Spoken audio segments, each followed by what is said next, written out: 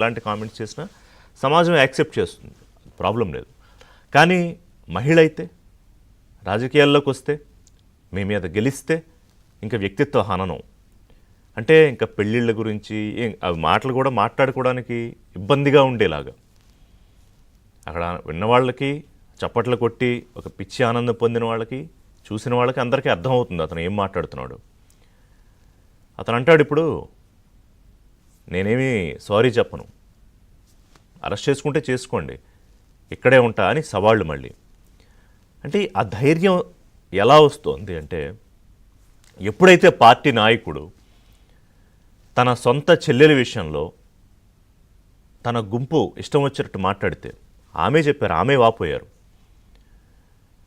రాజశేఖర రెడ్డికి నేను పుట్టలేదు అని చెప్పి కూడా వైఎస్ఆర్సీపీ సోషల్ మీడియా విభాగం ఇష్టం వచ్చినట్టు కారు కోతలు కూస్తే మా అన్న ఆ పెద్ద మనిషి వారించలేదు అని ఇంకా చాలా విషయాలు ఆవిడ చెప్పుకొచ్చారు. అంటే రక్త సంబంధానికన్నా ఆధిపత్య పోరు, అధికారము, ఆస్తులు ఇవే ముఖ్యమైన జగన్ ప్రూవ్ చేశాడు ఆయన. ఇంకొక చెల్లెలు కజిన్ సునీతారెడ్డి, వివేకానంద రెడ్డి కూతురు, ఆమె కూడా వాపోయారు. ఆమెను కూడా సోషల్ మీడియాలో అసలు ఆమె చంపించేసిన తండ్రిని ఆమె తన భర్త కలిసి అని కూడా అన్నారు. అప్పుడు కూడా జగన్మోహన్ రెడ్డి ఏం మాట్లాడలేదు. అంటే రక్త సంబంధం ఉన్న షర్మిల కానివ్వండి, సునీతారెడ్డి కానివ్వండి, వాళ్ళ విషయంలోనే ఆయన బిహేవియర్ అది. ఎప్పుడంటే మహిళలను అవమానిస్తున్నప్పుడు మాట్లాడుతున్నప్పుడు ఆయన ముసుముసు నవ్వుకుంటాడు. అది ఎందుకు, ఏంటి, అది ఏమన్నా మానసికమైన సమస్య? సో నాయకుడి కళ్ళలో ఆనందం చూడడానికి ఇంకా రెచ్చిపోయారు అప్పట్లో. ఒక వల్లభనేని వంశీ, ఒక కొడాలి నాని, ఒక పాత్రికేయ మిత్రురాలు, ఏంటి సార్ ఈ మధ్య కనిపించట్లేదు మీరంటే, నేను ఇల్లు ఎక్కడో చెప్పు వస్తానంటాడా కొడాలి నాని. అంటే ఏంటి దాని అర్థం? ఇల్లు ఎక్కడో చెప్పు, నేను వస్తా, నీకు కనపడతా. సరే, ఇక ఆఫ్లైన్లో వీళ్ళు చేసే పనులు అయితే నాకు తెలిసిన నేను చెప్పలేను, వీళ్ళు ఎవరెవరికి ఏం మెసేజ్లు పెడతారు, ఎలా మాట్లాడతారు అని. అంబటి రాంబాబు గురించి ఇంక అందరికీ తెలుసు. ఆయన పార్టీ కార్యకర్తల విషయంలో, మహిళా కార్యకర్తల విషయంలో ఆయన బిహేవ్ చేసిన తీరు, ఆ ఆడియో రికార్డింగ్స్. ఇంకొకడు ఉన్నాడు ఎంపీ, అతని వికృత చేష్టలు.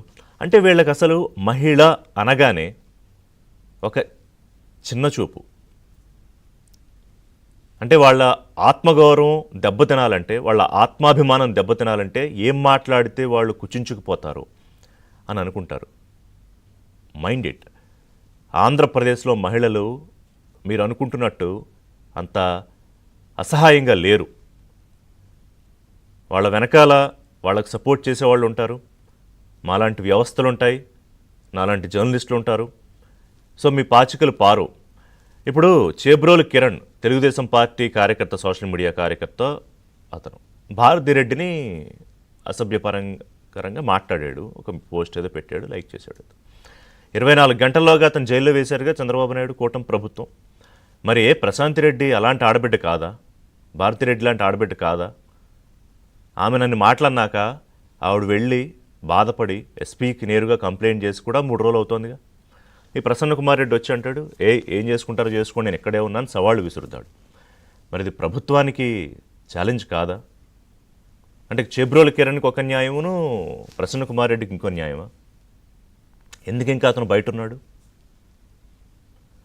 అంటే అమరావతి మహిళల మీద మాట్లాడతారు, అసెంబ్లీలో మాట్లాడతారు, మీడియా సాక్షిగా మాట్లాడతారు, బహిరంగ సభల్లో మాట్లాడతారు. అవకాశం దొరికిన ప్రతి చోట చంపేద్దామని చూస్తారు మహిళా ఆత్మగౌరవాన్ని, అధపాతాళంలో తొక్కేద్దామని చూస్తారు. ఎందుకంటే వాళ్ళు రాకూడదు పైకి. వాళ్ళు వస్తే వీళ్ళ ఆధిపత్యం పోతుంది. రాజకీయాల్లోకి అసలు రాకూడదు, వచ్చినా మాట్లాడకూడదు, సైలెంట్గా ఉండాలి, వాళ్ళు చెప్పినట్టు వినాలి. ఇంకా ఎన్నాళ్ళు సాగుతాయి ఆటలు? అంటే జగన్ రెడ్డి పార్టీ అధినేతగా ఉండి పార్టీని నడిపిస్తున్నంతసేపు ఆంధ్రప్రదేశ్లో మహిళల పరిస్థితి, దుస్థితి ఇంతేనా? దీని మీద కూటమి పార్టీల నేతలు స్పందించారు. నేను స్పందించట్లేదని చెప్పట్ల. పురంధేశ్వర్ స్పందించారు, మంత్రులు స్పందించారు, హోంమంత్రి స్పందించారు, మాట్లాడారు. కానీ మాటలతో ఆగిపోతే వీళ్ళు వికృత చేష్టలు ఆగుతున్నాయా? They are keep on talking, they are keep on poking. మాట్లాడుతూనే ఉన్నారు, రెచ్చగొడుతూనే ఉన్నారు. అంటే ఎందుకు భయం కలిగించే చర్యలు ఎందుకు ఉండట్లేదు? బూతులు మాట్లాడితే కేసులు లేవు. వల్లభనేని వంశీ మీద పెట్టింది బూతులు మాట్లాడినందుకు, అక్రమ సంబంధాలు అంటగట్టి అవమానించినందుకు కాదు. అదేదో ఇళ్ల పట్టాలు, నకిలీ వ్యవహారం ఆ కేసులో. సరే, ఆ కృష్ణరాజు అనేవాడు ఇంకా ఎవిడెన్షియల్గా దొరికిపోయాడు కాబట్టి, ఆంధ్రప్రదేశ్లో మహిళలందరికీ అర్థం వచ్చేలాగా మాట్లాడాడు కాబట్టి కేసులుగా వెళ్ళాడు, బయటకు వచ్చాడు మళ్ళీ మామూలు. ఇంకో ఆయన పెద్ద మనిషి, ఇంకో జర్నలిస్ట్ కూడా అదే రీతిలో వెళ్ళారు, బయటకు వచ్చారు.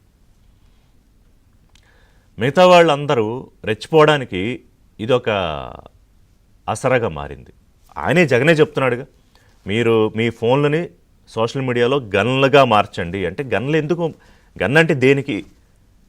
ఆత్మరక్షణ కోసం పెట్టుకుంటారు, లేకపోతే అవతల